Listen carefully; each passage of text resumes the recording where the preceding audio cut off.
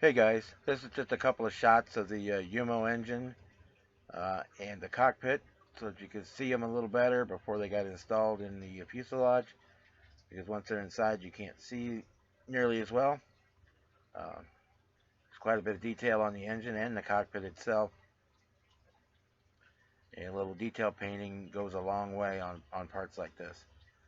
Um, no decal for the instrument panel, it's all just painted by hand and getting ready to put it in the fuselage, which are coming up next.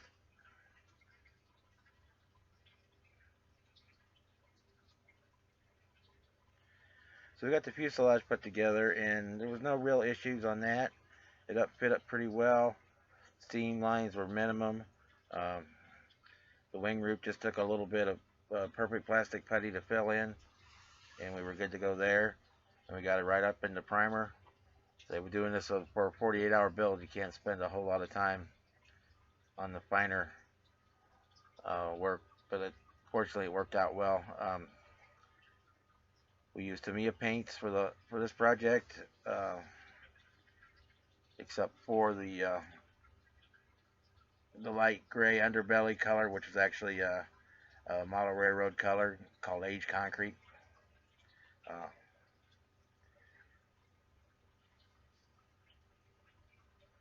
my first attempt at the speckle camo pattern, which I think turned out pretty well. Then we moved right on into the decal section. The decals all went down real well.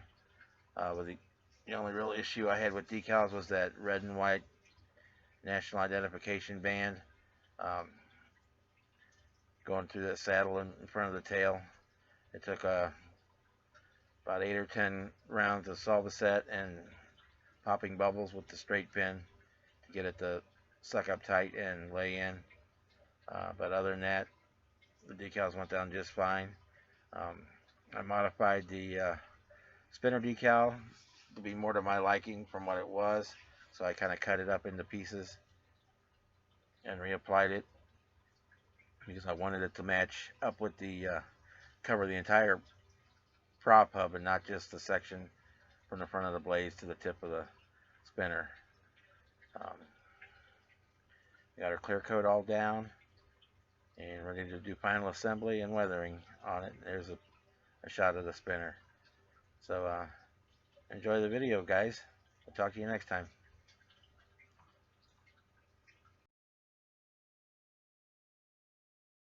Hey guys, this is the final reveal on my Revell 1/32 scale FW 190 D9 Dora. Um, this is a old kit, but what do you expect? That's all I seem to build with old kits. Built for the Styrene Syndicate 48-hour marathon build, but unfortunately I had to work all 3 days, so I only got to put about 12 hours in on it over the course of the 2 days, but that got me up to paint. And I worked most of this week, so I just hit it here and there. But we got the decals on, we got it weathered, we got it all final assembly done, and we got the antennas put on, clear coated. We got the stainless steel gun barrels installed. The stainless steel and brass pitot tube was put in, and she's ready to go.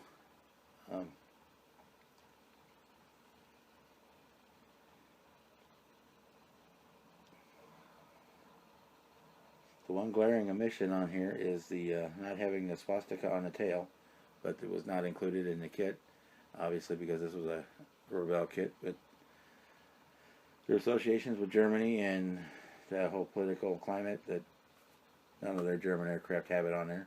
I may get one to put on eventually, because I'm trying to model a historic airplane, and this aircraft had one, so, and that's all there is on that.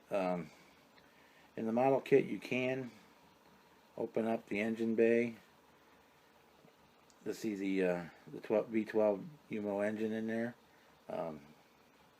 which turned the big wooden paddle prop to give the FW90 the high altitude performance to go after the B-17 bombers. The engine is actually pretty nice, but there is no detail in the gun bay when you take the hatch off, so I got it closed up. I can pop off just the side hatch here, but it's a little kind of a pain in the butt to get back in there, so you'll just have to see the pictures of the early build series sequence to see what the UMO engine actually looks like. The fit was surprisingly well. I actually built this kit 25 years ago, and I picked it up at a show last year for $5, and decided I would rebuild it and see how much I'd progressed in 25 years. And I'm embarrassed to even show you the old one. So there are pictures on the internet of my old one, but I'm not going to bring it up now. Decals for 26-year-old decals went down just fine. The only issue I had with that was the actual glue on the backing paper kind of turned to snot in the water, so I kind of had to let the decal float off the paper and clean the gray globs of snotty glue off the back, and then put them on, and they worked out just fine. The only one that was, well, the two that were hardest to work with, one was the identification band here, just because it has to wrap all the way around, and it's 3 different contours, and it took lots and lots of Solvaset to get it settled down. I put a coat of Solvaset on it, let it set up, come back with a super sharp straight pin and poke any holes in any bubbles. Solvaset it again, kind of letting it sink in through those holes to let out the air and let the decal settle. And I did that 8 or 10 times over the course of about a day and a half to get it all locked down tight. The other decal that was a little bit difficult but not bad was the, of course it's on the other side of the model right now, was the prop spinner. And it was more because I wanted it to be a little different than what the kit intended it to be. Wait for it to get here in a second. They designed a decal to be entirely from the prop forward, but I didn't like that. I wanted it to cover the entire spinner, so I cut it up into sections and kind of rearranged the curve on it a little bit so that it would come all the way down, which worked out.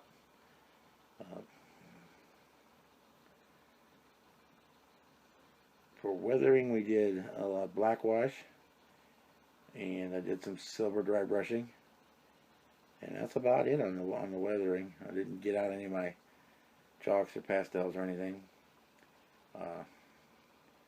One thing to note was that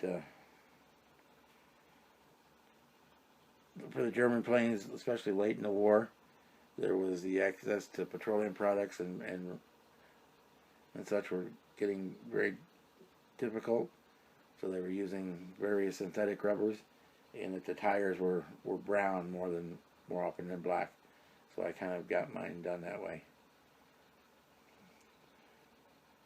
Of course, I got to get in there on the other side.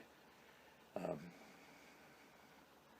I don't even show up, it'll even show up well in the video, but I've got a brown tire instead of a grayish brown tire instead of the black. Canopy does open and close. That's where the easy line really came in handy, because the antenna actually connects to the top of the canopy, so it has to be able to stretch and retract when the canopy's open.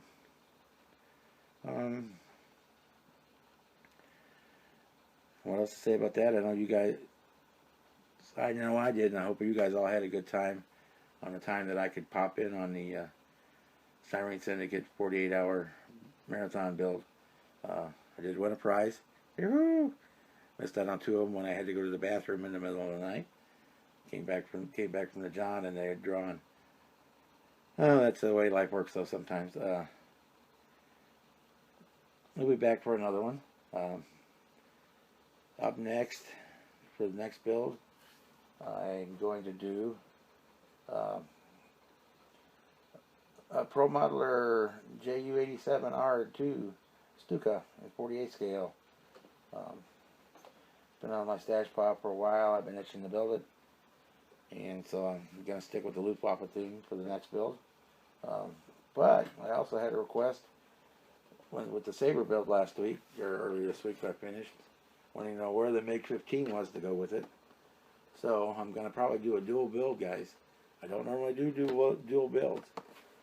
I may have one finishing up and one starting, but I don't normally from the start do a double build. So I have the Tamiya 148 scale MiG-15. Also that I picked up at the show. I think I paid $10 for it. Maybe $15. I think $10 for it. So we're going to do that as well in and around the Stuka build. And I'm going to shoot for the real super mirror finish on this one. So we'll see how that turns out. So before I waffle too much more, guys. Have a good night. Keep building models. Have fun. Enjoy yourself. Summer's almost over, and kids are back in school. Woo! Kids are back in school. Good night.